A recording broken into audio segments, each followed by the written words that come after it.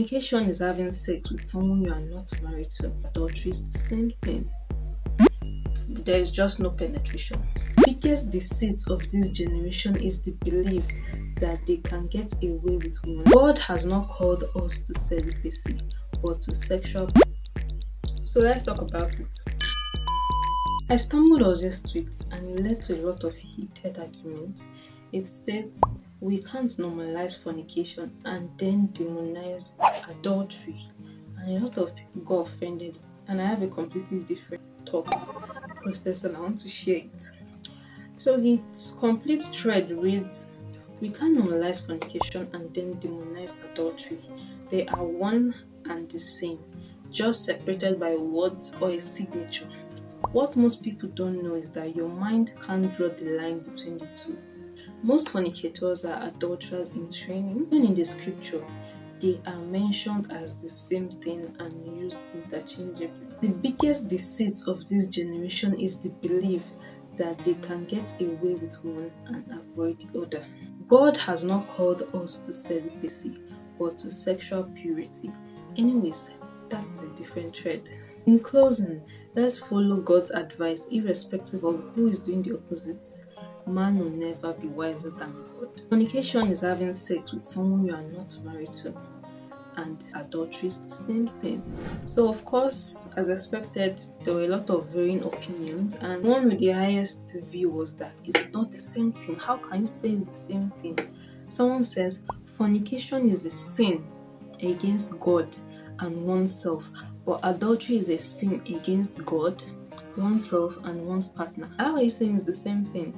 But he replied and he said, fornication is a sin against your future partner as well. I disagree, they are totally different. One has no. Some people don't know how to write. Sometimes when you're reading comments, you have to think like, what are you trying to say? I guess she's trying to say one has no altar commitment, while the other has a vow. That's the point a lot of people brought out, that when it comes to adultery, you are married to someone, you took vows with somebody, it has more risks attached to it because you're married to someone, you could get disease and transfer it to that person, you are breaking the person's heart, trust. There's just more involved than two people who are dating that will agree to it. But adultery, you are cheating, so it has more stakes to it. That was the argument a lot of people were making. Someone said they are siblings, same surname but different first name, and this is actually why I agree to. I agree that they are similar. There's just a slight difference, but they are both sins at the end of the day. What triggered a lot of people on this tweet was that he said most fornicators are adulterers in training, and a lot of people are trying to make a point that if people that have premarital sex, there are a lot of them that get married and don't cheat, which is true. But there are a lot of people that also get married and cheat. I was made a comment, they hail fornicating guys. I don't know who hails them, but it said they hail fornicating guys, for instance. But once the same guys get married and commit adultery, they hate them. They don't really hail them, but I understand this point. It's just trying to say it's a normal thing. Fornicating, like it's not a normal thing in society. But when you get married and you cheat, people try to crucify you. Even though, like I said earlier, adultery has more at stake and is more complicated, but when you are so used to something, it's easy for you to keep up with that act even when you're married. So this is like someone you are dating who is always cheating on you, who is having multiple girlfriends, sleeping with multiple people, and you get married and you expect the person to change. Of course, the person is not going to change. It's going to be the same. Just pointed out that this video is not to judge anybody and it's not trying to point fingers or feel like some people are bad or some people are good. No, because especially here, a lot of people even get into it before actual knowledge of what it is about. People get into it maybe from abuse, from peer pressure. People don't even know what they're getting into, and by the time you find out, it's too late. So this is not even about judging anybody. We all sin, yes, but we just have to be careful. What was interesting what he said was that he said God has not called us to celibacy but to sexual purity. And I was a little confused because what was the difference? I know a lot of people are practicing celibacy, like yes, but what do you mean celibacy and sexual purity, and someone actually explained in the comments, and the person said, celibacy is a decision to abstain from sex for a certain period of time, fueled by your human willpower. So this is when you just decide, okay, for this time I'm not going to have anything. It's just a personal decision. While sexual purity is in honor to God and His word. So sexual purity is more of the religious aspect of it, like, okay, you understand that this is a sin, so I'm going to stay away from it. So I guess there are two different things. But I feel like people use it interchangeably, because there are a lot of people who are doing it because of religion or because of God's word, but they still use the word celibacy. I don't think we really know the meaning. But well, that was interesting to learn actually. I feel like it's easy for people to just say, stay away from fornication, stay away from sex and all that. But it's harder in the real sense. And that is why I don't know if it's generally, but for Muslims, we are advised to marry early so as to prevent the temptation, because we are humans, we're always going to get tempted and all that. But I also feel like a lot of people are abusing it and getting married too early, like people 18 and below, even someone that is 20. Some people are 20 and they're not mature enough to get married, in my opinion. Some people are even 25 and they're not mature enough to actually get married. But there are a lot of people who get married so early because they are trying to stay away from fornicating or committing sin, which is good, is a plus. But I also feel like you are skipping a stage that I feel like is important before you get married, and that is building self-control. Because if you say you are getting married so young to protect yourself or to prevent you committing sin, you get married. What if something happens later on, your partner gets sick or your partner travels for a while and is not around? Your partner cannot satisfy you, but you've not built that self-control. So what's next?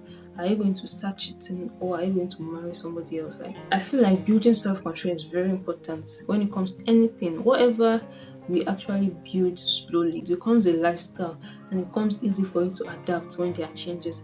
But when you just take the shortcut to do something, I feel like it's going to be a little harder. So I personally feel, I might be wrong, but I personally feel like we should at least try to build that self-discipline a little before actually getting married. Benefits outweigh the disadvantage. This disadvantage, there's possibility of getting disease. There's something called soul ties. That's you. That there's just believe that sex is not just physical; it's actually also spiritual. And you have, whenever you have sex with somebody, you actually leave a part of you with the person. So you are kind of soul tied, and this is why it actually makes it difficult to leave somebody when you've already had sex. Especially for ladies, you'll just always find yourself going back to that person. So there's that. There's possibility of getting pregnant. Then you become a mom when you're not ready. The other person becomes a father when they are not ready. Then it leads to a child growing up with separated parents or growing up in a toxic environment. Just a lot of things that I feel like it's not worth it. It's really not worth it. And I feel like God is really wise.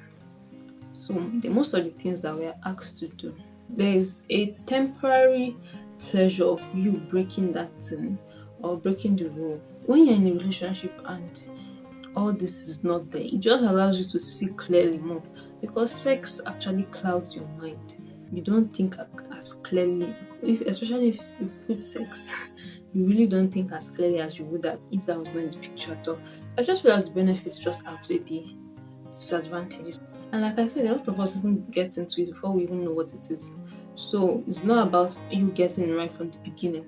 You can get it right in between. You can stop whatever you're doing in between. People can make you feel like you're missing out. Oh, it's such a great thing, because people talk about it all the time and you feel like, am I weird? This, it really doesn't matter. Just do it for you. Know what you want and go after it for you. Don't do it because of any other person. If you want to do whatever you want to do, fine. As far as you are doing it for you, not to please somebody else or not to try and cage somebody else, just do it for you. And if you decide to do it for God or do it for the benefit of yourself and your future self, just understand it. Have a better understanding of whatever you're doing. I just feel like sex is something that should be talked about more. It should be an open discussion, even though there are varying beliefs or varying sides to the story. People all have their own perspective, but we should talk about it more. This will help younger people to see it as a normal thing. It should not really be seen as a taboo topic. When people know about it more, it helps them to make guided decisions. They know exactly what they are going into and they can make their decision to know that, okay, am I doing this for the right reason? I actually want to make my channel a safe place to talk about uncomfortable topics that we really should talk about as women. And sex is one of them. Whether it's something that you are not doing or it's something you are doing. It's just something that should be talked about more to educate and enlighten a lot of other people. I hope this video was able to achieve that. Next week topic is something crazy that could hit some nerves, and I'm going to be shooting shots at myself also. But anything uncomfortable that I feel like will benefit other people, I'm going to be talking about it. Thank you so much for watching. I'll see you in my next video.